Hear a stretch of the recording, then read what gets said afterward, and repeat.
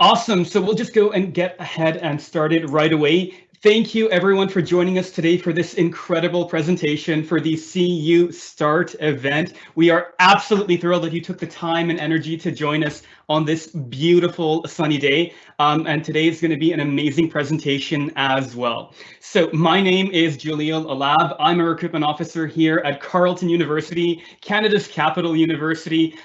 Just a little bit about me. I grew up here in the city of Ottawa and I attended Carleton, graduating in 2019. My degree was in biomedical and electrical engineering, got the ring to prove it. But I love Carleton so much that I'm doing a second degree now in arts honors in religion. And I am working with my colleagues in the recruitment team to help share some important information to all of our prospective students and their families to learn a little bit more about our university. Specifically for today's event, it is a very important transition event to really help students go into that post-secondary kind of framework to know what are some of the major services that we're going to be using to help students, really feel comfortable and excel during their university career here at Carleton. But to begin, we'll just start off by making some space by acknowledging that Carleton is on the traditional unceded territories of the Algonquin Nation.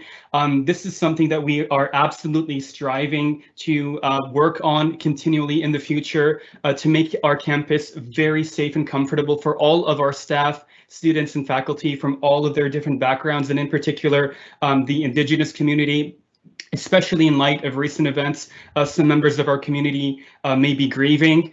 And at Carleton, we are always striving to continue to be able to be there for everyone who is attending our campus and our university.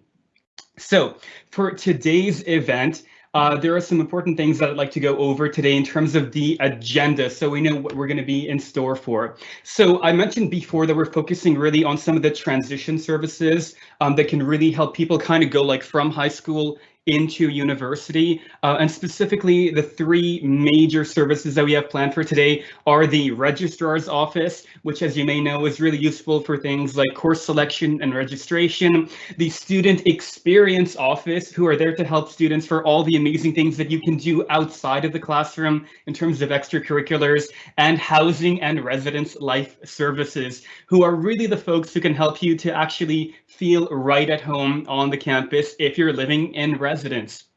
So to kind of kickstart off our event for today, we'll be talking with some of our friends in the registrar's office, specifically our colleague Nicoletta Owens, who is a student registration assistance team lead in the office, to really go over some of the important information to know what this service in particular can provide to our students and all of you, our future Ravens. So whenever you're ready, Nicoletta, feel free to take it away. Hi, thank you for that introduction. I would first just like to say welcome to Carleton. We're so excited to have you here and that you're making this transition to be part of the Ravens gang. So as Jaleel mentioned, my name is Nicoletta and I am a team lead for the student registration assistance team. So I'm here to give you some information about registration to help you feel a little bit more comfortable for when your time ticket opens and it's time for you to register. But I do want to emphasize that this is just an overview presentation, so please don't be overwhelmed since the registration assistance team will be here all summer and a couple weeks into the start of classes for support for you guys. So first, I'll like to give like an overview of what I'm going to be talking about. So I'll begin with just some preliminary information such as dates and deadlines, registration tools, and a lot of university lingo that you'll be hearing during the registration process. So the first date has already passed, but that was just the beginning of things. So May 31st was when the student registration assistance team became available, answering calls and emails and everything, which means that if you have any questions, or even if you don't know who to speak to or where to start with your experience at Carleton, we can help you if you just reach out to us. Additionally, the worksheet tool opened on Carleton Central, which means that you can begin drafting your schedule and looking at the courses that are offered for both the fall and winter semester. And then the next important date and deadline that you'll want to take a look at is when time tickets begin. So a time ticket for first year students are staggered over these 3 days, and all a time ticket is the first and earliest date and time that you can register for courses. However, registration remains open for the fall term until September 22nd, 2 weeks after the first day of classes, and that means that the registration assistance team will also be available until that time. That said, you have until the 30th, about another week, to withdraw from any courses for a financial refund. So for example, if you were taking 3 courses and dropped one, you would be refunded the difference.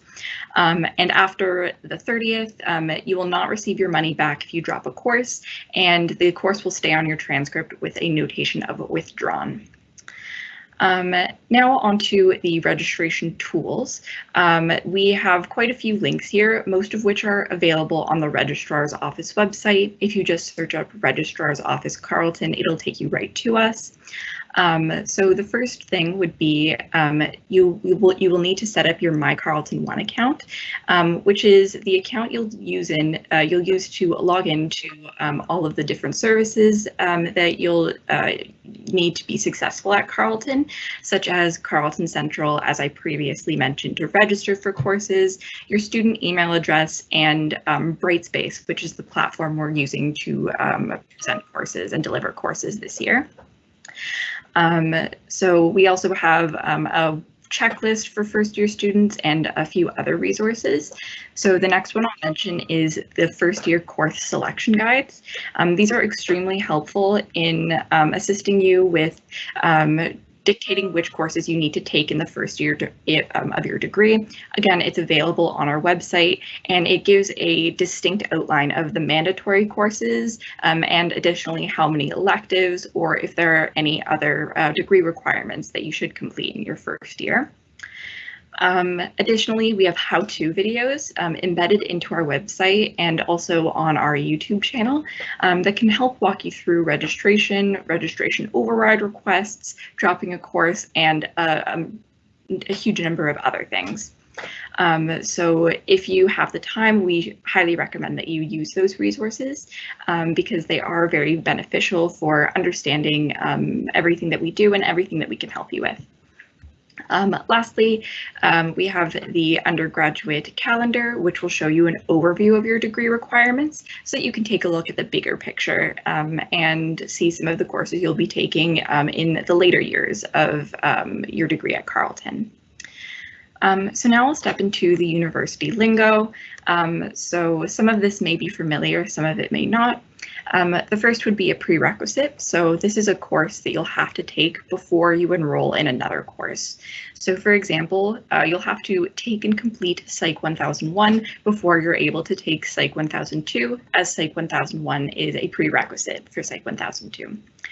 A preclusion is 2 courses that are so similar that in content that you can't earn credit for both. So we encourage you to not take 2 courses that preclude each other as they won't both count towards your degree.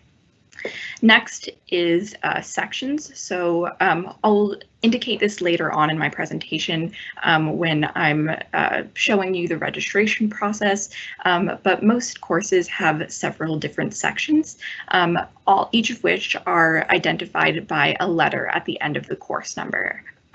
So the course code in full would be, for example, for the first year economics course would be Econ 1001A. However, there may also be a B, a C, and a D section. It depends on how many courses are offered in that semester. And lastly, which is most likely a new concept, are linked components. So these are laboratory, discussion groups, and tutorials that are required components of your course. that have a 0 credit value.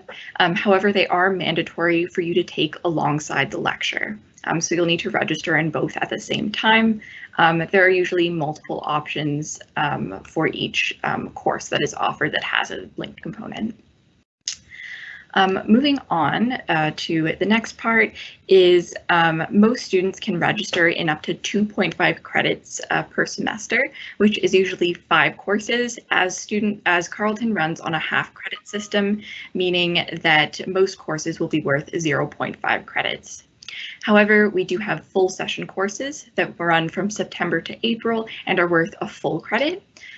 So when you, something to remember about those courses is that when you register in the fall section of a full session course, it will automatically register you in the winter section as well. So make sure you build your timetable accordingly and make sure you have the same section in both semesters.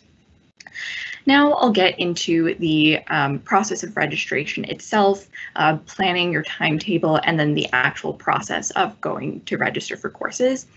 So that's using the course worksheet tool, the registration process, and some additional dates and deadlines to keep in mind. So the first thing to note is that your time ticket will be available, on June 11th. So that's when you can log into Carleton Central, which is shown on the screen here. Go to the registration section and click on Getting Started to see the date and time that you can begin to register for courses. This is what the page will look like. So you'll see in the corner, it'll say your registration time ticket begins on, and then give the specific date and time. But this page also includes some information about your year standing. So for all of you, it would be first year undergraduate, your program itself, and some additional information such as holds. If you have any questions about holds that may be on your account that would prevent registration, feel free to give us a call or email us and we can help you resolve that. And then moving on to registration itself. So again, this is a screenshot from the main menu of Carleton Central. It's where you'll go for building your timetable. Prior to the actual when registration actually opens. You can build multiple worksheets, take a look at all of the available courses, and then from the same page, once your time ticket is open, you can actually proceed to registration to finalize your course selection. And we just encourage you to plan both fall and winter at the same time, just so that it's easier on you when you're choosing courses, and because they both open at the same time. So this is what Carleton Central's main menu looks like. Again, you'll just go to the registration section and go to build your timetable registration to get started. And then the next thing you'll need to do is choose a term. So on the next page here, you'll see that you can select fall or winter. And once you've chosen the appropriate semester, you can click on Proceed to Search just below that. Once you proceed to search, you'll be on the search on the course selection page. So if you want to take a look at that, I'll just get you to change the slide if you don't mind. So this is where you can begin to refine your course search. So I'll point to a few different elements that are the most essential. So that would be course level, that first one here, just the difference between undergraduate and graduate. You'll always want to choose undergraduate. Then we'll have all of the different subjects offered at Carleton are listed alphabetically here and listed independently. So for example, if you know you need to take a history course and an English course in your first year, you can find them by choosing either subject from here.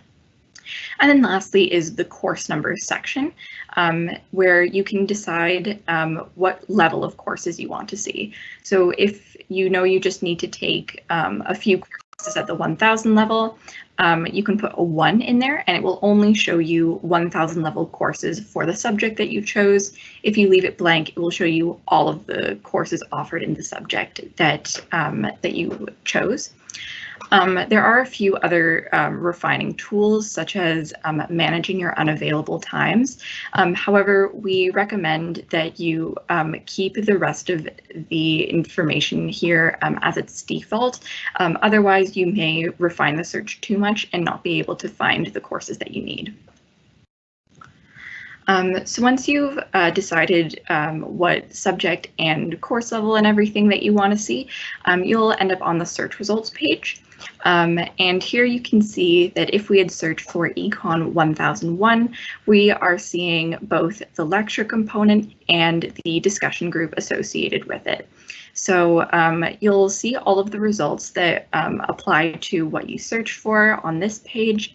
And to select something that you're interested in taking, you would just click the white box all the way on the left over here to select the course. This is a good example because, again, you would need to choose a lecture and one of the discussion groups for this particular course, seeing as they are linked. And then I'll also mention that if you click on any blue link associated with the course, it'll pop up in a new tab and provide you some additional information, such as a more in-depth course description, some course description, and then any restrictions that are on the course. And something that's new for the fall 2021 semester is that right on this page here, you will see the section type and how it's being offered. So we have online and in-person courses available for the fall 2021 semester. So you will see exactly how your courses will be offered already. So that's something to keep in mind as you're building your timetable. If you want to be in person, if you don't, you can work your way around that. So once you've chosen your courses, you can click on Proceed to Worksheet at the bottom here, and this is what your draft timetable will look like. You can build up to 10 worksheets per semester, and we encourage you to save them so that you can go back to them at a later date. And we encourage you to build multiples worksheets that have certain courses at different times, just in case you're unable to register at it for a particular course once your time ticket opens. So the other thing that I'll mention about this page is that if you have any issues with your registration, like for example, if you're registered or trying to register in a conflict, if you have two courses on your worksheet that overlap, or if you don't have the year standing, or if you don't have the degree required to take a specific course, you'll see in this warning section on the right, click here to view registration warnings. And if you have any question about those, don't hesitate to reach out to the Student Registration Assistance team, as we can help you resolve those as well. So also, if you scroll down on this page, you'll see a visual representation of a full week of what courses will look like. So that's really helpful in making sure that your schedule is balanced, and just if you're a visual learner, especially just taking a look at everything that is listed there. And if you have any conflicts, they will show up in red where the two courses overlap. And even though some courses are available online, course conflicts are still prohibited by the university. So once you've decided on a worksheet and your timetable opens, you can register for your courses. So right from the worksheet page, you would just go to the section labeled Proceed to Registration, which would be just under the list of courses on your worksheet. So if you go to the next slide, you'll see Proceed to Registration. So we'll just get you to confirm your draft timetable is correct, because remember, this is still a draft before you go through the actual registration process. Ensure that you have no warnings and no conflicts, and then you can go ahead and click on Proceed to Registration. Once you do that, it'll take you to the Add Drop Classes page, which is where you can submit and finalize your registration. So the courses will show up as a unique course reference number. When you see that, just go ahead and click Submit. And then once you've clicked Submit, you'll be able to see your current schedule, where all of the courses that you registered in will be listed. So for example, here, it'll tell you registered on and then the date and date that you registered. It'll tell you how many credits you're registered in and so on. If for some reason the course that you had on your draft timetable is unavailable, like if you didn't go through and check your registration warnings, you may receive a registration error. You would need to determine what that error is and take action on it. Usually you may just need to find a different course or a different section of the same course to fulfill that and get rid of the registration error, but it won't let you register in a course. That's what the error is. And then, like I said earlier, once you've completed fall registration, you can go back and go to winter registration and repeat the whole process. So if you have an error, a registration error, there's a few ways to go about that. The first would be waitlisting. Certain courses have waitlists, so that means that if someone who is registered in the course drops it, someone on the first person in the waitlist would be able to access the course. So you would just register for the waitlist from that same add or drop classes page by choosing waitlist from the drop-down menu. And then if you go to the next slide, you'll be able to see your waitlist position. There's information about this on our website, so I won't go into more detail here. You can always, like I said, call or email the registration assistance team, and we can help you further on that. The next option would be submitting a course registration override request. So you can do so from the main menu of Carleton Central again. There's a section labeled registration override request, and it's just important to note that you must receive a registration error, so you must attempt to register in the course before you're able to submit an override request. And then you'll be able to go through the rest of the process, which, like most of these other things, is available on our website. And if you have any questions about it, once again, just reach out to us. And I will also mention here that an override request does not guarantee access to a course, and that override requests are overviewed entirely by the department delivering the course. So it's up to them whether to accept you into the course or not, and usually the wait time is 3 to 5 business days.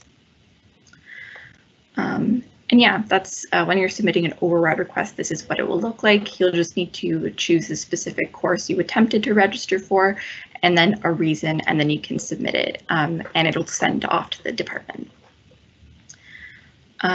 Lastly, I'll go over dropping courses quickly. So if you find out that you registered in a course that you didn't need, you can just go again to that add or drop classes page. Go to the action menu and drop the course. The difference between a drop financial and drop academic is that drop financial means you would be refunded for your courses if you take less. Drop academic means that you would not be refunded, and that that your transcript will list withdrawn if you drop the course after that September 30th deadline. And to fulfill your drop, you would just need to click submit the same way as you did with registration. And the last thing I'll go through is calculate amount to pay. So this is mainly done through student accounts receivable, who deal with everything related to tuition. But once you've registered, you can go again to that registration section, click on the link labeled calculate amount to pay, and see what your tuition fees come to. And then I'll like to point out that the payment deadlines are August 25th for fall and November 25th for winter. So that's good to keep in mind. And that's pretty much everything that I have for this presentation. Once again, I would like to point out that September 30th deadline, and then the January 31st for the winter term courses. The student registration assistance team will be there once the university opens until the last day to register for courses in the winter term as well. So you'll have any assistance you need then as well. And then for academic drop, you have until the last day of classes. If you miss this, you will need to take the exam or fulfill the final assignment for your course. Yeah, so that's everything that I have for you today from the registrar's office. On the screen now is our contact information. We would really, really encourage you, if you have any questions, to give us a call or send us an email, or just take a look and go through our website, as we have a lot of great information on there, and we have a really excellent student registration assistance team.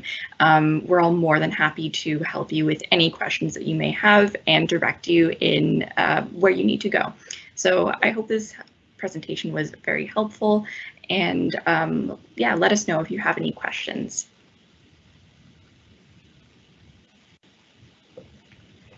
Awesome. Thank you so much for that amazing presentation, Nicoletta. Absolutely amazing for a very important topic.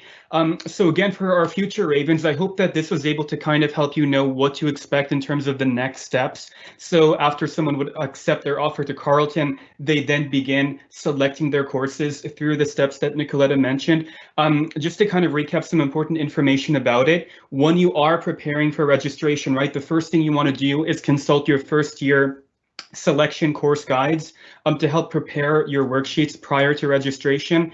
Then when your time ticket is open, you can then submit that formally on Carleton Central. And if you have questions right now about registration, you can continue to write them here in the live Q&A. But at this moment right now, I'm just going to be doing some live things, some live question and answer sessions for about the next 5 minutes or so with Nicoletta for some of the common and important questions that we're getting right now with regard to registration.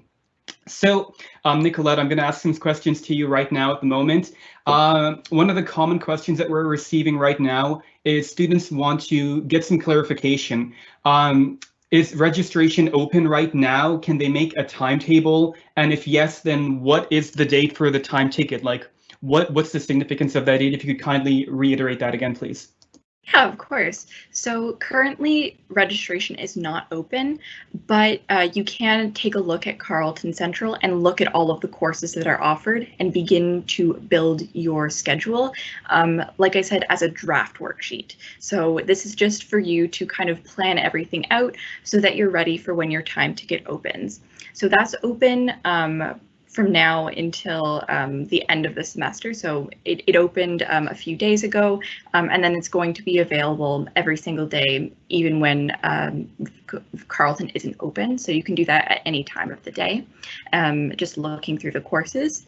Time tickets have not been allotted yet. For first year students, you'll be able to see them on that Getting Started page on June 11th. So in about a week from now, you can check that Getting Started page and you'll be able to see when you can register. And then I know this is at the very beginning of my presentation, but these 3 dates, so either June 28th, 29th, or 30th is when your time ticket will be. It's staggered throughout those 3 days in accordance with the last 2 digits of your student number. So it rotates every year, whether you get an earlier time ticket or a later time ticket. So if you'd like, go ahead and go into Carleton Central now. You can take a look at all of the courses, but you won't actually be able to register until the end of this month. I hope that clarifies some of those dates. Yeah, very nice. Thanks so much for clarifying that. Another important question that we're getting, Nicoletta, is regarding the mandatory courses. So if a student, already has mandatory courses in their first year, for example, in engineering, like you have to take calculus or chemistry, are they guaranteed a spot in those courses that are mandatory? So for engineering, there is something called block registration. So those mandatory courses will already be listed on your worksheet. This is done by the engineering, by the Faculty of Engineering. They plan this out for all of the students. So I can't really answer that question perfectly since the registrar's office doesn't do much with those mandatory courses. So you should be able to take the mandatory courses that are on your worksheet. But if you have any questions about that, such as if there's an error on one of them, like a warning as well before you go to register, or if they don't fit into your schedule, like you have work on a certain day and it doesn't work out, just reach out to the Faculty of Engineering directly, and they can help you with that.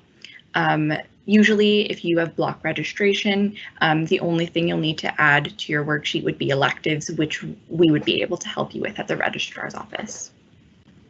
Awesome. Thanks so much for that. And maybe just one or two more last questions.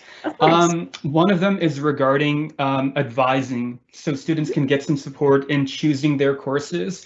Specifically, with regard to departmental advising, should students go directly to the registrar's office if they're wondering, for example, like what electives to take in their science or law courses, or should they go to their departmental advisor for that type of information? Yeah, so we don't really publicize ourselves as advisors in this case, but we can help you with regards to course selection guides. So as I mentioned, those are available on our website. So we can help you find your mandatory courses and help you go through some electives that you may be able to take. But we always would ask you to confirm if you ever have any questions, or if you want to be certain that an elective counts towards your degree, to just send an email to your department and get them to clarify it, because they're the ones who are more familiarized with your degree.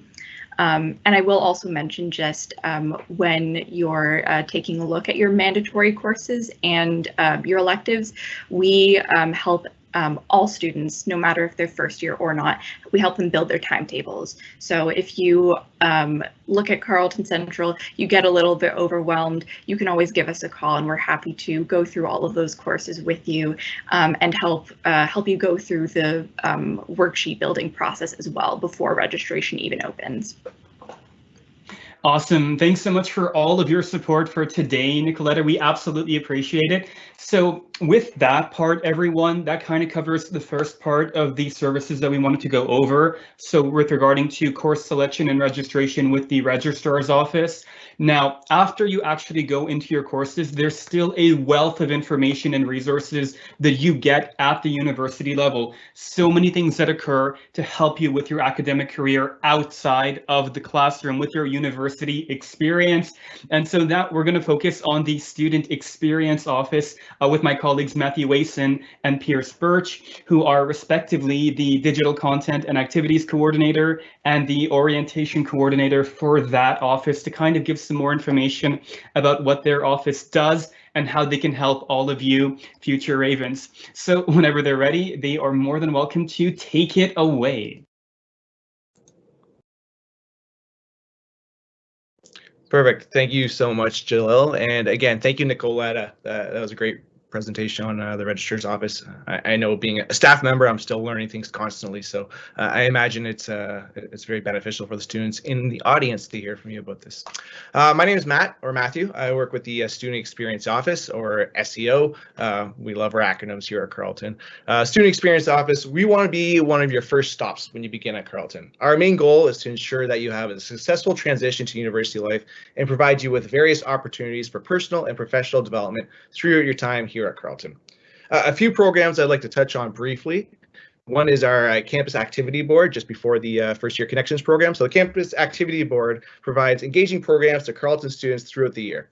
Some events we hosted are Bob Ross Paint Night, Epic Bingo, we do CAB Movie Nights. Another program really quickly I want to touch on is our SOAR Leadership Conference. This is a one-day conference with interactive workshops and presentations.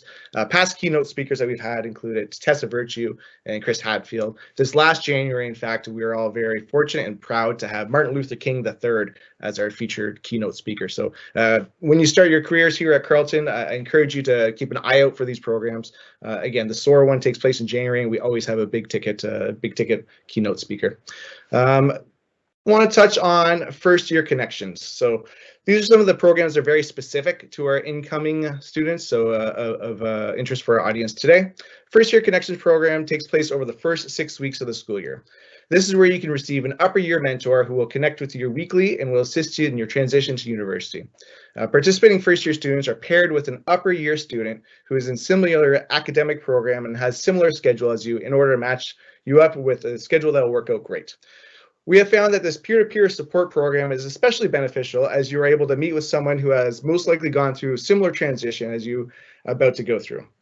Whether it's talking through best study practices, getting advice on TAM management, or even campus-specific questions like where do you get the best iced coffee, mocha, latte, super grande drinks.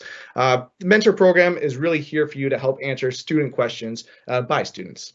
Take advantage of our first year connections program. Students must register online at carleton.ca/SEO/mentoring. We have a sample video of how easy and natural these sessions take place. As a Carleton student, you'll receive free access to MS Teams, which is the platform we're using today. So our mentors use MS Teams to set up these one-on-one virtual connections. Registration will be opening on June 22nd. I recommend registering early in the summer months as this program actually reaches a capacity in August. So please register, not today because it's not open yet, but June 22nd, 23rd, throughout the early part of summer, as when we actually start school back in September, it will be full at that point. So make sure you get your name in now. CU 1001 is your start to student life at Carleton. It's our version of summer orientation. Put together an easy to navigate online platform, students can go through this program at their own pace. Students who complete the CU 1001, your start at Student Life at Carleton program, will gain knowledge on the services and programs available to you that support your academic success and personal development with your upcoming time here at Carleton. Want to learn what food options are on campus? CU 1001 has you covered. Want to meet the student leaders from Carleton University Student Association? CU 1001 has got you covered. Do you want to watch a special greeting from your dean and learn more about your faculty? CU 1001 has got you covered. This free program is essentially a learn at your pace program to give you a great overview of what you'd expect to get started here at Carleton. In addition to asynchronous modules, you'll get the opportunity to participate in live sessions similar to today's panel presentation. We have rotating sessions throughout the summer featuring different departments that will provide a deeper dive into resources on campus, as well as the opportunity to ask questions live. Nicoletta, if you're still listening, I'm hoping you'll be one of our feature presentations because, again, I think what you presented on the registrar's office, students in attendance would love to get some more info on. Free registration opens on June 15th. This program will be launching on July 5th. Visit carleton.ca.seo to sign up. We also have a great CU 1001 trailer video that I believe is being populated in the chat. Once we're all wrapped up today, I recommend you please take the minute 30 seconds or $1.30 as I call it to watch this trailer, as it's going to show you how simple it is to really participate in this online learning module. While CU 1001 is our summer orientation and it provides some great opportunities to prep for your arrival, the real fun begins with our fall orientation. I'm now going to introduce you to my colleague Pierce, who is one of our orientation coordinators. He's going to fill you in on this year's plans. And before he starts, a spoiler alert, this is really the highlight of our SEO presentation. So please, Pierce. Thank you, Matt. That was a great introduction. Hello, future Ravens. I hope you guys are all having a great day, and thank you for joining us on this Saturday. And I'm going to talk about fall orientation and everything that happens in that here at Carleton. Before we get into that, I'll just go over a bit of who I am. My name is Pierce. I am currently the Fall OC for this year, one of them. I also hold a few other spots on campus within our CUSA, our student organization, our student union, and also our academic government. I also am one of the VPs there. So without fall orientation, I don't think I would have been able to make those connections to be in the position that I am today. So I'm just going to start that off with, keep that in your mind so you can understand a bit of why we have fall orientation and everything that we do. Fall orientation will be happening this year on September 5th to the 10th. It's super engaging through all the programming that we have throughout the week. Please trust me, you'll have a great time. I know I did throughout my first year. Coming from Alberta, it was quite crazy to be introduced to a city that I knew nothing about. I've been here like once before, so it was really cool to come in and be introduced to the city through the arms of fall orientation. Students will be able to participate and get familiar with Ravens in the communities and the culture of Carleton through this program. I can't stress that enough. It's really the way that you get introduced to Carleton. We have 300 clubs that all come to work, usually come to help out, and in some way we have some programming with them.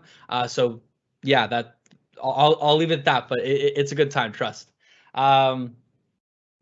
It provides a great transition from when you are coming from high school into university. A lot of first year students come in, they don't know anybody. So we try to help that out through our connections with our later year students, as myself and other volunteers that we have helping out with us.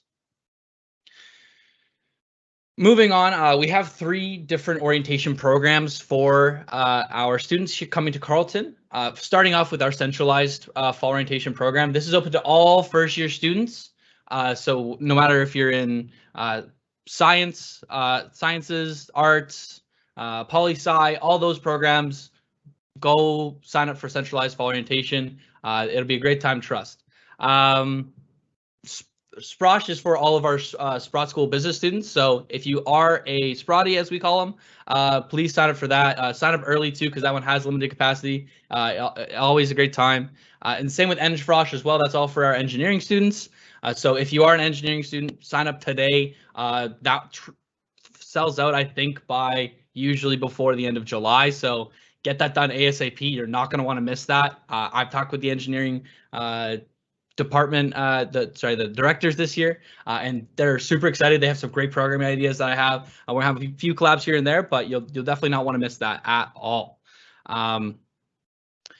Going into some of our programming highlights that we're going to be having throughout the week, I'm super excited to announce that we're going to bring back the award-winning Just Jamal the Poet for one of our slam poetry nights. It was a super successful event last year, so if you like a lot of rhyming, as I guess music is today with rap and whatnot, you'll have a great time at this event. Trust me, I was super surprised when I went, and it was just a super fun time. I'm super excited that we get to bring it back.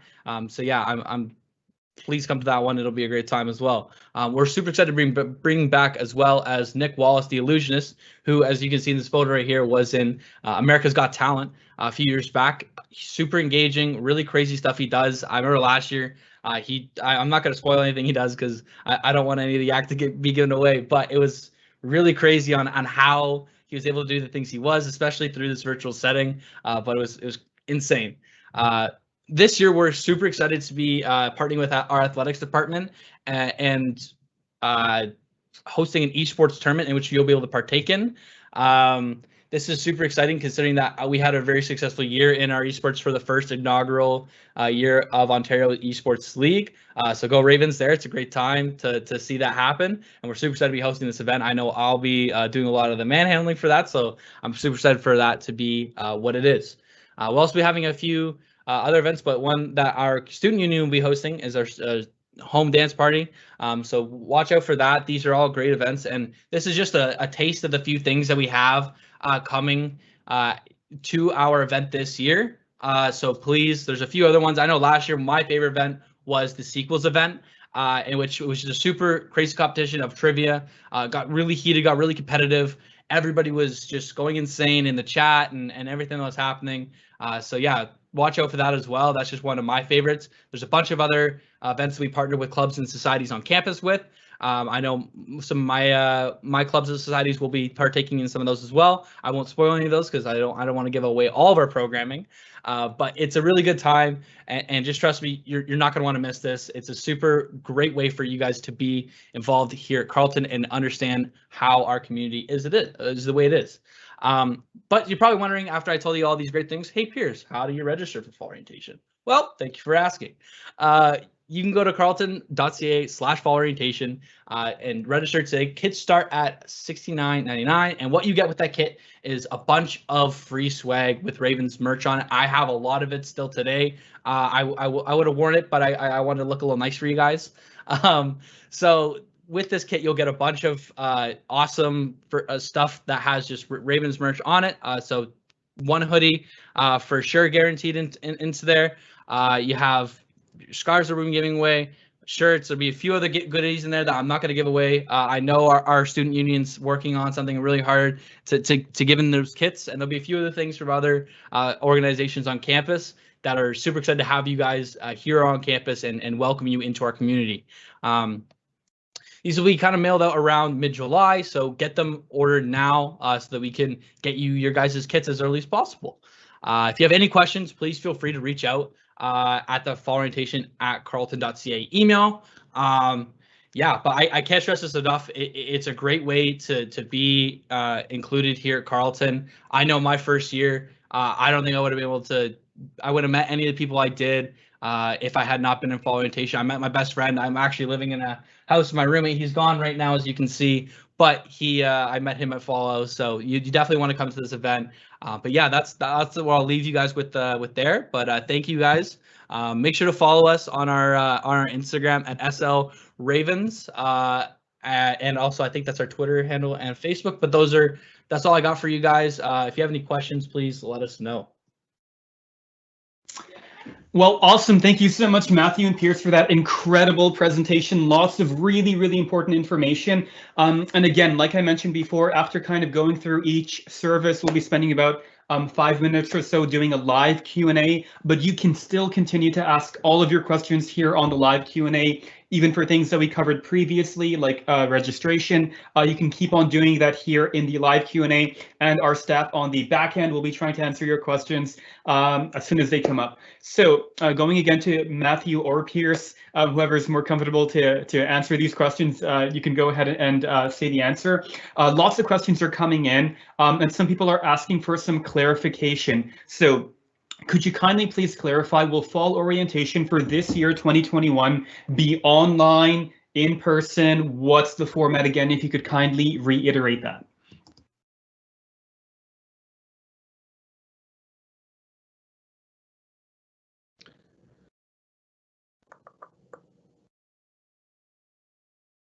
Not sure if I've got the red box on me here, Jalil. Yeah, you can go ahead. You can go ahead. Okay, perfect. So again, thank you, Pierce, for presenting on fall orientation. I hope the students in attendance that watch that really could see the excitement that comes out. Pierce mentioned him being a student. He took this course 4 years ago as a first-year student. He was a volunteer for the last 2 years, and then this year he successfully got one of the most coveted jobs of being a student of the orientation coordinator. Before I get to the virtual in-person answer, just want to again touch on the enthusiasm they brought. We have over 300 volunteers that are working behind the scenes to have this program take place, and they're all ready to welcome you to our Carleton community. Last year, the program shifted to a virtual online setting. We were one of the first institutes in Ontario to make that commitment and move plans forward. We want to make sure everyone was safe. This year, we're still working within a virtual capacity. We're looking to do limited in-person activities should guidelines make it possible, but we want to stress to everyone that it's going to be done safely. And for those who don't feel comfortable doing anything in person, if it becomes allowed, there will still be virtual programming taking place, so you won't miss out on anything. So to answer the question, right now we're focusing on the virtual side. We are keeping our options open about having some smaller parts in person. Last year we did a pop-up, a drive-in movie, so that's certainly being examined again. But either way, we're going to make sure it's fun, it's welcoming, and it's safe. Excellent answer. Thanks so much for that. I'm going to keep you on the line for another question that we have here. Some students are wondering, is this whole fall orientation just limited to people on residence? If people are living off campus, people in Ottawa like me, who are not in residence, can they also participate? Again, asking for some clarification. Perfect. Great question. Fall orientation is open to all first-year students. So whether you're on residence, whether you're living in Ottawa in an apartment like Pierce, whether you're with your parents, whether you're back home. I think Pierce was mentioning he's from, was it Halifax, Pierce? Anyway, so Pierce is from pretty far away, and even if you're not here, you're able to participate. A key part of this, as Pierce mentioned, was the Ravens starter kit, and we made this decision last year that we really wanted to make sure that first year students were going to be able to feel like they're part of that community. So it doesn't matter where you are, whether you are, again, sorry, Pierce, is it Halifax or I forget, but if you're on the other side of, okay, if you're on the other side of Canada, if you're in BC, if you're in the States, if you're overseas, we're committed to getting this starters Raven kits to you. Very minimal shipping costs just to try to recoup some of the expenses. Certainly doesn't recoup all of it, but trying to make sure that we get those kits to you. If you are in Ottawa, we do have free, safe curbside pickup. But again, it's open to all first-year students. Pierce touched on the 3 different the fall orientation options, whether it's the central one. If you're an engineer student, please register for the EngFrosh. If you're a business student, please register for the for Sprosh, the business Sprosh. But open to all first-year students, Jill. Awesome. Well, thank you both so much for this kind of live Q&A. Those are some of the important questions that have really been coming in. But again, thanks so much for all that incredible information for the Student Experience Office. I hope you can definitely connect with the students again later on this fall when you meet with them for the actual event later in September. So let's kind of recap everyone where we are so far. We already looked at registration steps, focused on what you can do outside of the classroom and really transition via the Student Experience Office. And now the third section of today's presentation is looking at the services for housing and residence life to actually make you feel at home on our beautiful Carleton campus. And we have for our presenter for this section, the incredible Wanda Bohart, who is the coordinator of the residence accommodations and recruitment. So whenever you are ready, Wanda, you can definitely dive into some information on this topic. Thank you so much, and thank you to all of you for being here. It's a beautiful day in Ottawa, and when you make our home your home, you will realize that Ottawa is a beautiful city, and living on campus is just so welcoming and just such a nice part of your university experience. The timing of our gathering today is perfect because we're getting closer to our residents' guaranteed offer deadlines. So first of all, I should tell you that Carleton is home to 3,600 students. Our residence is home to 3,600 students. This year we anticipate a capacity of about 2,800 for fall, where we don't anticipate being able to assign full double rooms at this point.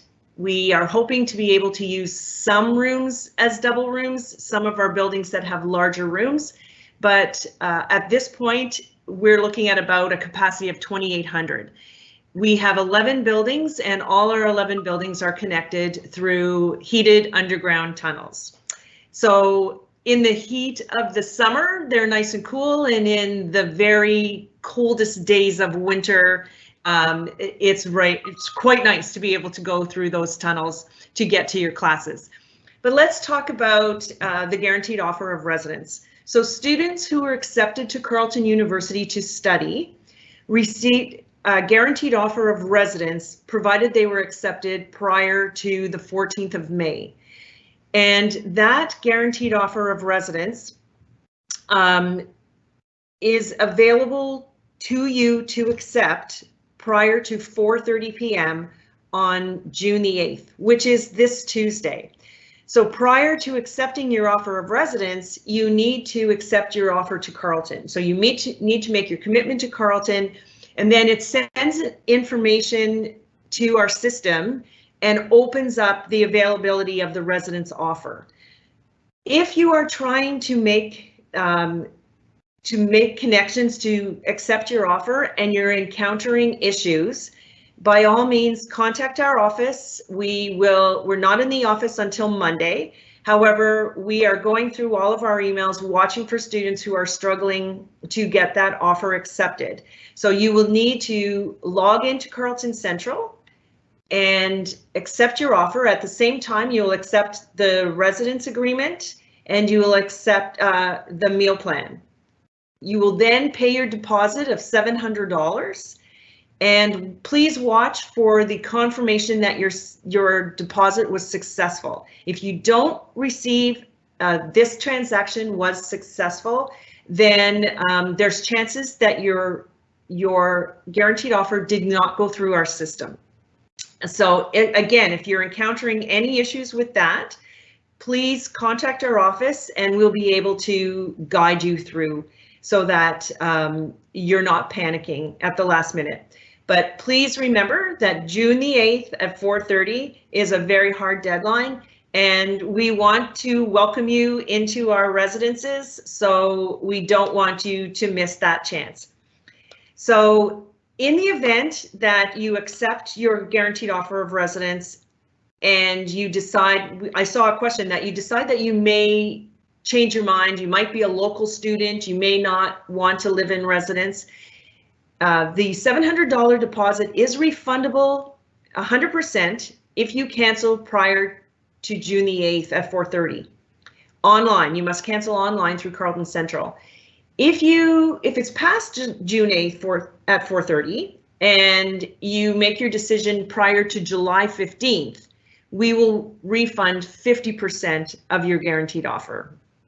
So after that, the deposit is forfeited. So please keep those dates in mind as well, so that you're aware of your chances should you decide to change your mind. But we hope you don't change your mind, because we really want you to join us in residence.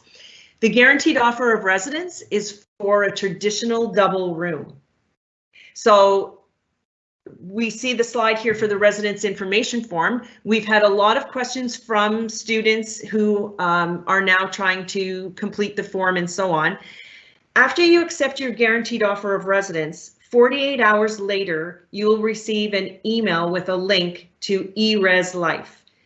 On eRes Life, you will complete the information about yourself. So you will tell us, I prefer quiet, I prefer tidy, I prefer an all-female floor, I prefer, I have medical conditions that require specific accommodations. In that case, specifically for medical, it will ask you to forward supporting documentation. So as you complete the residence information form, it will allow you to indicate your preference for an alternate style of room. We do have single rooms and suite style rooms. However, they're very limited. So we ask, if you are interested in something other than the traditional double room, please indicate your preference on the residence information form. And then first we will assign those with specific medical accommodations. And then whatever singles and suites are left, we will run a lottery for those who indicated that that was their interest. There's no guarantee that you will have a single or a suite style room. However, all matters are taken into consideration. It also gives you the opportunity to choose a friend group. So if you have someone coming from your high school, or maybe a cousin that's coming from another city and you're both coming to Carleton, it will allow you to create that roommate group, provided you both accept to be in the group. And also, if you're creating a roommate group with the hopes to be in a suite, please make sure that everyone in the roommate group asks to be in a suite, because there is a financial difference. There's a difference in cost, and we want to make sure that everyone who asks for a suite is aware that it's going to be more expensive than the traditional double room. So what'll happen is, as we go through and we go to put a group together in a suite, if one person doesn't want to be in a suite, that glitches us to say, oh, we better contact that person just in case they're not prepared to make that. And we don't want to put someone into a situation that they're not prepared for the academic year. So those are a few things. Again, the residence information form does not have to be done for June the 8th. So don't panic if you sent in your guaranteed offer and you don't have that email yet. It should come to you within 48 hours, but don't panic if you don't get it completed. But please make sure that you do complete it prior to, I'd say, the end of June, because that's when we really start, and especially if you have medical conditions that we need to review. So please have a really good look at the residence information form. Answer it as truthfully as you can. We don't judge what your answers are. We just want to be able to place you where you're most comfortable. So be as honest, and please do it yourselves as students and not as parents, because that's the best way for us to make sure your room assignments are favorable to you. So we're going to move on to now what it costs. So your residence cost is comprised of both the room and the meal plan. All first-year students in traditional rooms are required to take the all-access meal plan. And the cost for a traditional double room with the all-access meal plan is $11,360. If you were in a single traditional room with the all-access meal plan, it would be $12,550. If you're successful in getting a suite, the cost, again, as I indicated, is $12,650 to $13,900, depending on whether you get a double room suite or a single room suite. Now, a single room suite is 4 single rooms, and you then share a common area and a meal preparation area, and there's 2 bathrooms. A double room suite is 2 rooms, each with 2 people in them, and you would share a common area with a full-size fridge, a microwave, and a meal preparation area, but there's only 1 bathroom. Students living in suites could take a reduced meal plan, which would reduce the cost, and the cost would then be $11,210 anywhere to $12,467, depending again whether it's a single or a double suite. And the reduced plan is 10 meals and then a cash component. But I'm going to discuss meal plans a little farther down. But your residence room includes Wi-Fi, and it includes all the furniture. So you'll have a bed, you'll have a desk, you'll have a chair. The curtains are included. Some have closets, some have underbed storage. It also includes drawers. It includes a lamp. So there's not much you have to bring, with the exception of linens and so on. But again, we will go into further information about what to bring, what not to bring as the summer rolls out. The meal plan associated with your traditional style room is what we call the all access. So basically it's an all you care to eat meal plan in the cafeteria. So you can go into the cafeteria and you can have a full meal. It's set up in stations so that there will be an all-day breakfast. There will be a pizza station. There will be a pasta station. There will be a sandwich station. And there's a variety of stations that you would go to, and you can have as much or as little as you want. And then there is no actual cash transaction. You will swipe into the dining room, and that's considered a meal. So what you buy is not taken to a cash and then taken off a tally. It's one swipe and you're in, and you can enjoy anything that's in there. You can walk out of there, meet your friends on the stairs, and turn around and say, hey, I'll go back in. You guys are heading into the dining room. I'll go back in and I'll just have an ice cream, or I'll have a coffee or whatever. And you are permitted to go in. There's no so many meals per time frame. The all access meal plan allows you to come and go as often as you want.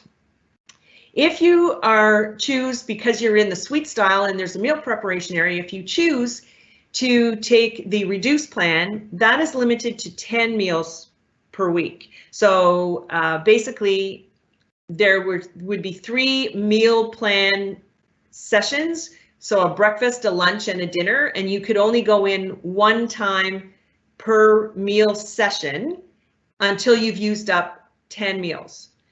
So it also comes with a cash component of $300, which is split between the 2 terms. So you'd get approximately $150 the first term.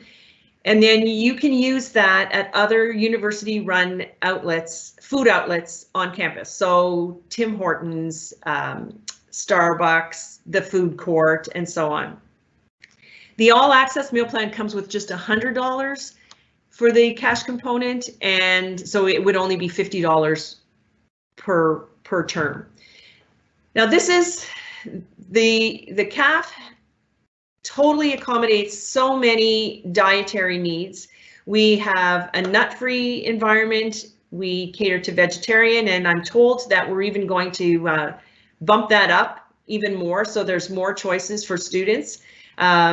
Gluten-free, lactose-free, halal, and more. So if you have specific dietary needs, we have a dietitian on hand that will meet with you and will ensure that specific meals are prepared for you. If you have an allergy situation that maybe the cafeteria isn't the safest for you, once again, we urge you to get in touch with the dietitian, and then if they determine, you know, that it's not safe for you, then we will take other steps to ensure that you're accommodated.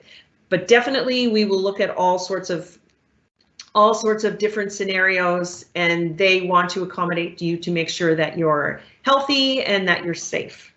The dining room also holds theme nights. We've had a Harry Potter night, we've had international night, we've had carnival, and we also source local food 1 day a week. Well, most days, but 1 day a week we feature local food that we've brought in, local produce, local bakeries, and so on. So it's a wonderful cafeteria. We're hoping that it's running at 100%. This year it was done through takeout. We're hoping that our restrictions will not limit us to that again, because when our cafeteria is running, it's a wonderful spot to be, for sure. So our residence buildings, where you're actually going to spend a lot of your time, they are secure 24/7. So a student will swipe their campus card into the building and swipe their campus card onto the floor. And we also have laundry in almost every building. Some buildings are co-buildings, buildings such as Russell Grenville, where there would be just one laundry room. Stormont Dundas, there's just one laundry room, but most have their own laundry room. And we have study lounges, TV lounges, and there's a residence fellow on every floor. So there's a lot of support within the buildings. The floors often decide to do go to dinner together or have movie nights together, watch a hockey game, that type of thing. So our buildings are unique in each way. I cannot say that one building is better than the other, so don't get caught up in that when you're deciding to come to residence, because every building has its pluses. Some have larger rooms, some are newer, and it really depends on the dynamics of the group of students that move in to each building. And we always have an amazing Res Life staff, so I'm never concerned about how a building's going to function each year. So let's talk about our Res Life staff. Each floor has at least one residence fellow, and the residence fellow is responsible for connecting with students, ensuring that they're comfortable, ensuring that they're fitting in. If they have any hesitation, if they have any issues with getting around on campus, they can also point them in the direction for academic assistance. And most floors have one, but our larger floors have two. And then we have residence managers who supervise the residence fellows, and they are professional staff that are available to assist in the event of maybe an illness or a serious situation that is more than a residence fellow should need to have to handle. So we also have in-house residence counselors. So if you need residence counseling, which don't ever hesitate to ask for residence counseling, it is available to you. Everything is completely private. And even if you're just homesick, it's just someone to chat with, and we have that exclusive to residents. There are also on-campus counselors, but we're very fortunate to have residence counselors that are available to you, and we impress upon you that they're there for you. So don't ever feel that you're embarrassed or that, you know, I would never use that. Sometimes you just need someone else coming from a totally different perspective to have a chat with. So we urge you to look into that and take advantage, get to know your ResLife staff, get to know your residence manager, and your stay with us will be so much better. So I just want to go through a few more dates and deadlines. I can't impress upon you enough how important that June 8th at 4:30 is.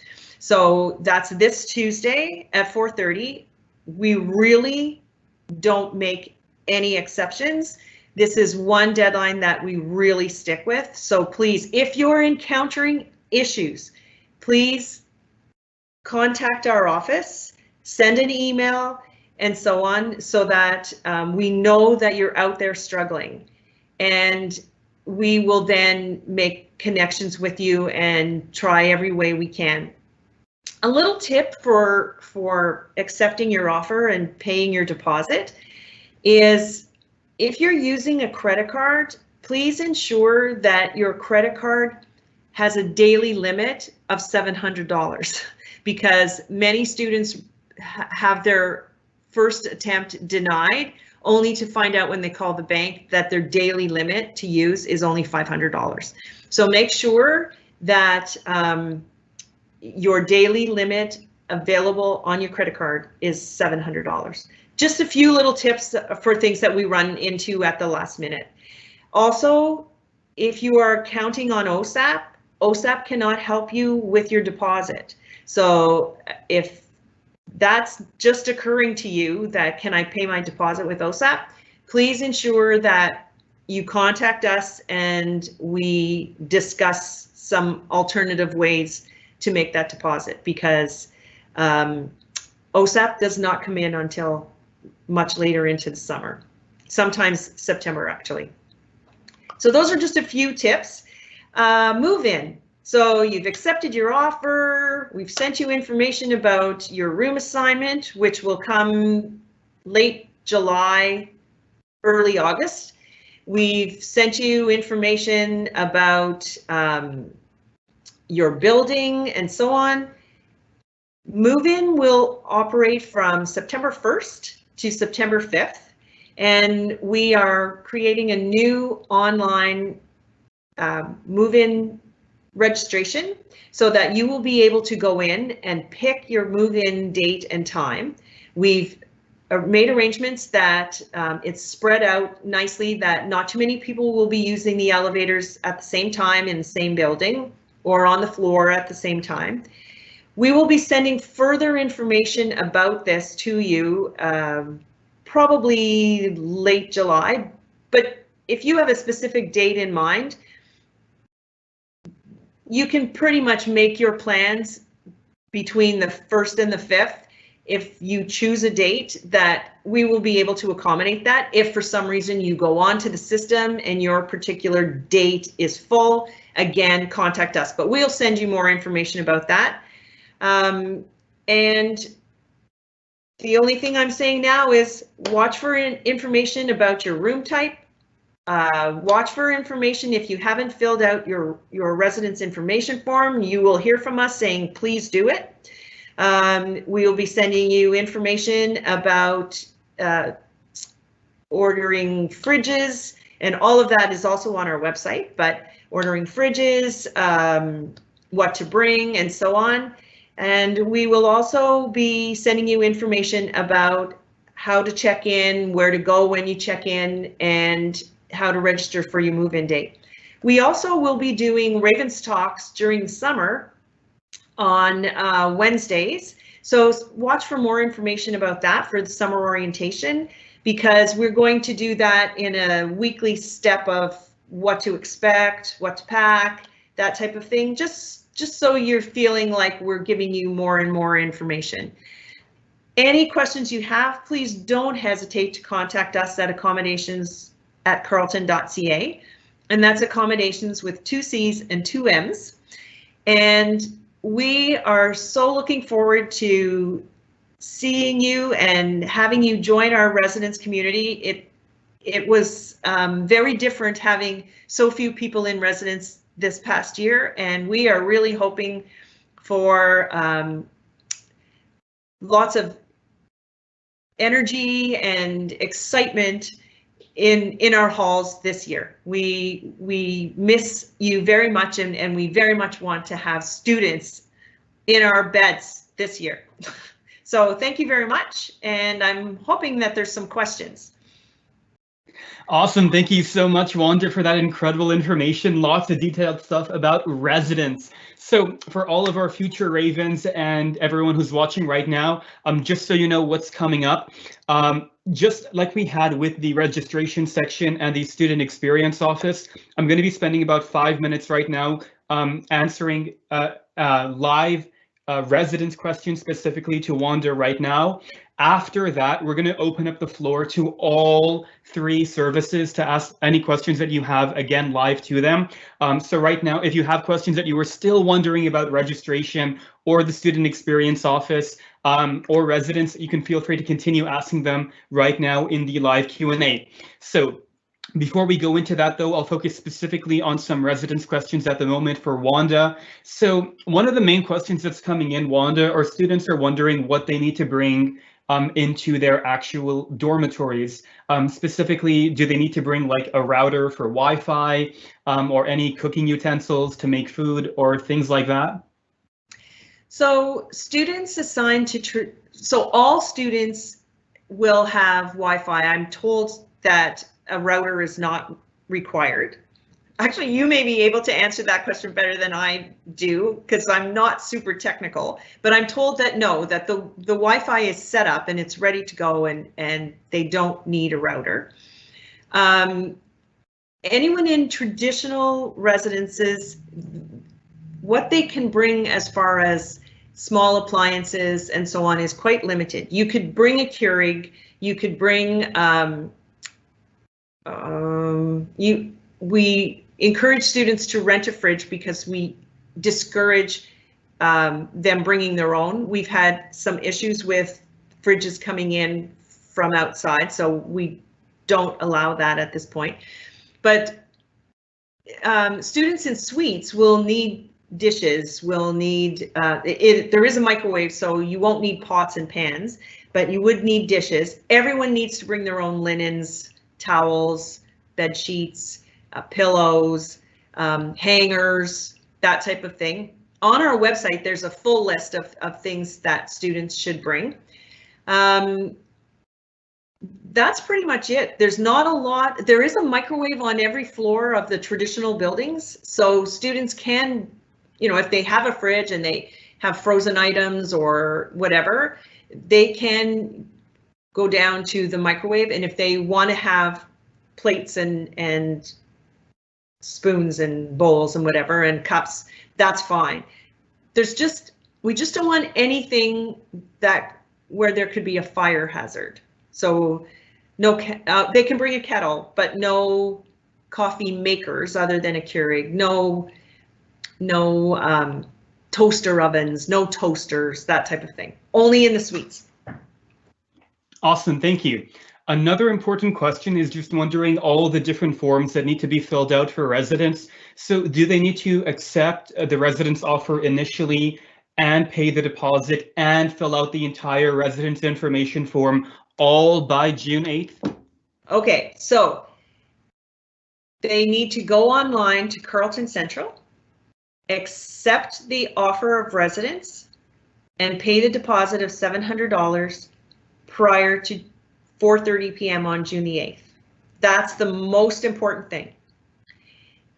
And they have to accept it online. Please do not pay directly through your bank, because accepting it online sends us the flag that you're coming. If you pay it directly through your bank, it goes just to your student account as a payment towards any other cost on your student account, and we never know that you're coming. So please don't pay it directly through your bank. Pay it online through Carleton Central.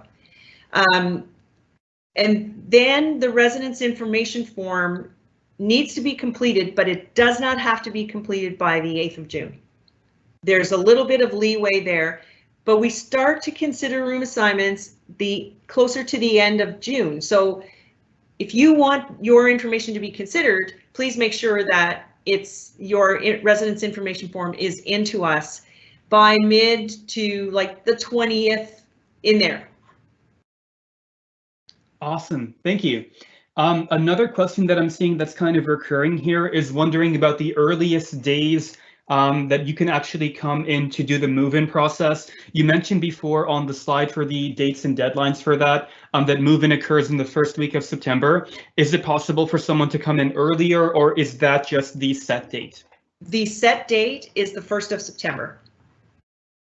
We cannot accommodate students prior to that. Awesome, thank you so much for that. And finally, maybe just one more question regarding residence that students have. It's wondering about if you have someone in mind specifically that you want to have as your roommate. They're wondering, once you indicate them on your form and they indicate you on their form, is there anything else that you need to do, or is it just both parties have to write the names of both people?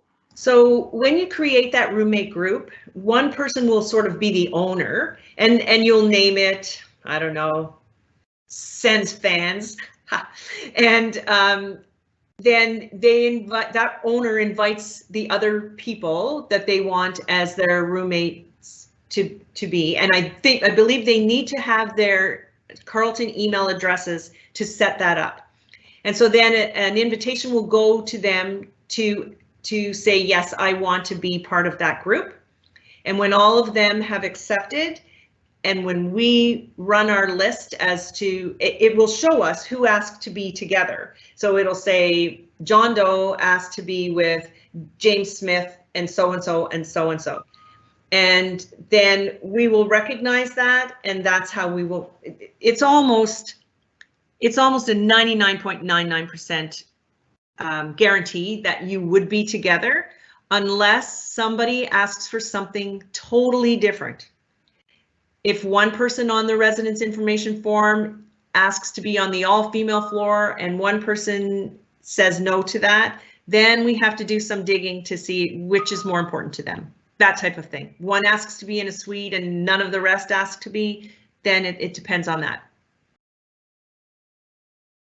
Awesome, thank you so much for that. So that was now just the live Q&A specifically for residents. So right now at this moment, for all of our amazing audience members, we are going to give some time right now to have some final live Q&A with all three services. So if you have questions again about the registration process, about CU 1000 and the fall orientation, or other things about residents, the meal plan or other housing services, now is the time to go and ask them in the live Q&A. And so whatever question comes up, we'll just direct them to any of the parties who it's relevant for. So one of the questions that I see coming in, I'm not sure if Matthew wants to go ahead and answer it. It's regarding the fall orientation process.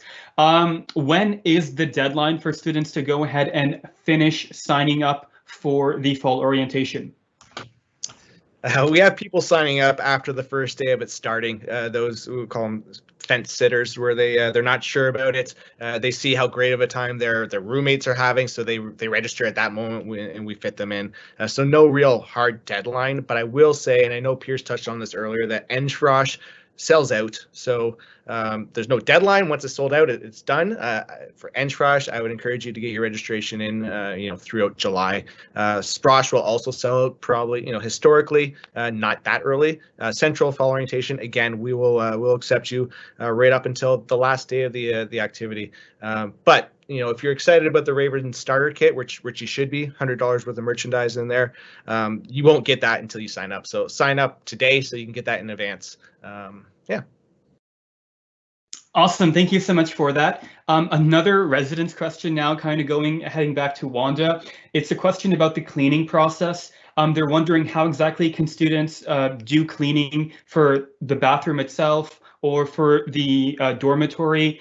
Do students clean the dormitory and the bathroom itself on their own? Is there care staff or custodial staff that takes care of one or both facilities? If you don't mind explaining, thank you.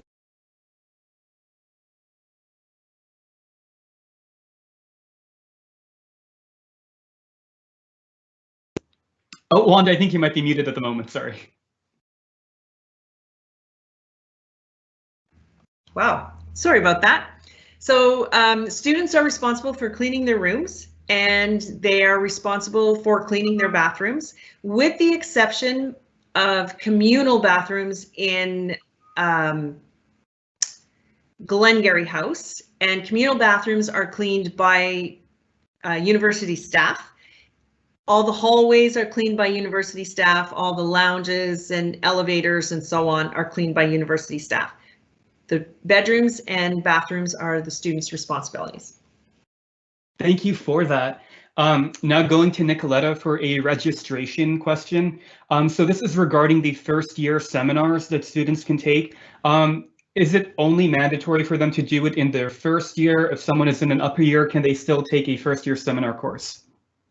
Yeah, so first year seminars are for the most part restricted to only first year students who are new and incoming, meaning that they've never taken like university courses before. So a lot of the time, even students who transfer from another institution, and even if it is their first year at Carleton, usually they can't get into first year seminars.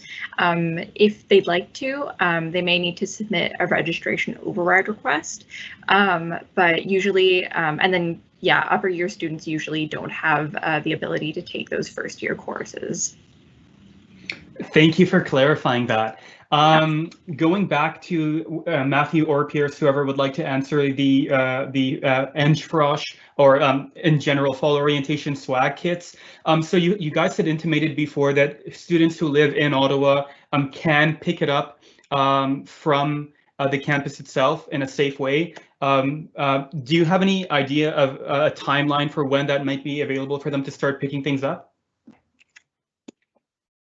Yeah, certainly. We're looking to launch curbside pickup mid-July.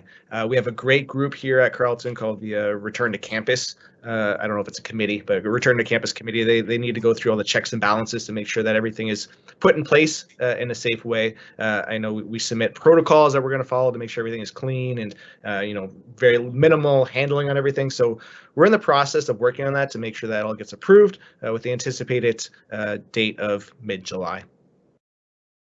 And Thank doing you. Doing a great job, Jalil, the way you're bouncing between all these questions. I'm trying to make it fair, to go from every single service in order. So now going back over to, if I remember correctly, it's residents now with Wanda. So residents, we have some questions for you, Wanda, about the meal plan or specifically the cafeteria. So students can go and dine in the cafeteria, but they're wondering about the policies of bringing food from the cafeteria back to their dormitory or just taking food from the cafeteria out at all. How does that work? Well, that's a very good question, because a typical year they must dine in the cafeteria, and the only thing they can leave with would be a piece of fruit or possibly a cookie. And this is to ensure, because we have the all access meal plan, that you're not feeding everybody else on campus. However, this past year, we had to resort to only takeout. We started with dine-in, but then it had to change to only takeout. So we're anticipating it's going to be dine-in for the fall. We're really hoping that we will open up as normal as possible. So it could be either. It could be either. Thank you for that clarification, and a good thing to keep in mind for the future. Going back to Nicoletta for another registration question. So people who did engineering or people who did engineering like me, we mentioned before that block registration is going to be available for them where their mandatory classes will already be put in their timetable for them. They're just wondering, will that show up for them on the date of their time ticket, or will they be able to see that right now if they can log into Carleton Central?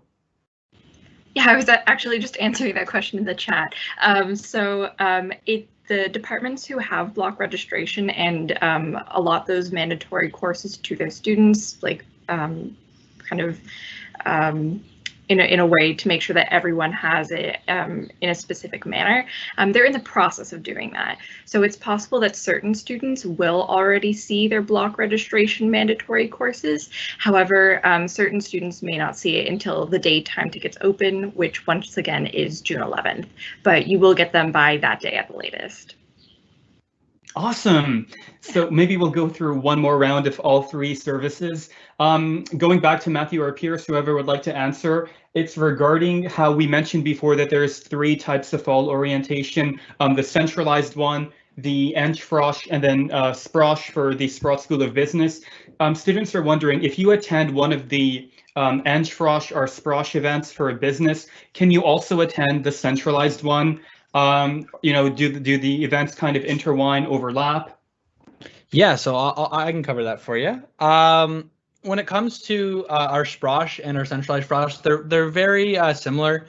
They do share, for the most part, the same programming. The only difference is that Sprosh has a few Sprosh-specific events for our business students that will happen.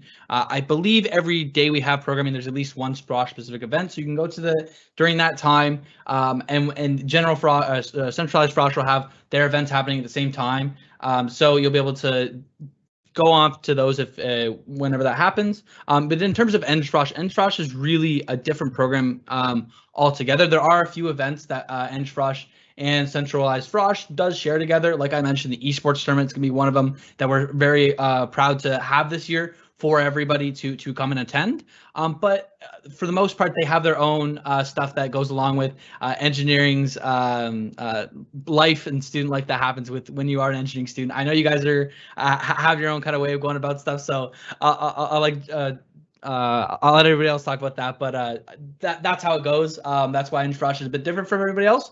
But Sprosh and centralized Frosh, for the most part, are the same, except for the few Sprosh events that happen for every day's programming.